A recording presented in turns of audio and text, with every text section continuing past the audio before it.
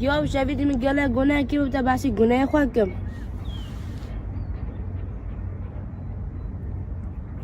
راستی سلمان تو زیگه تشن گناه دی شویده که نبون بیجه زانی دیاب شوید چه گناه دی که بحثی بوده بیشم سلیمان تقوا خودی بکه بحث گناهت خواه نکه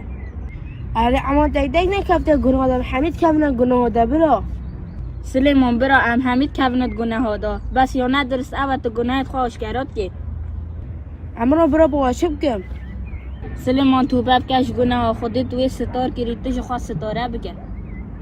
امرون پیغمبر صلی الله علیه و سلم بحث ذکره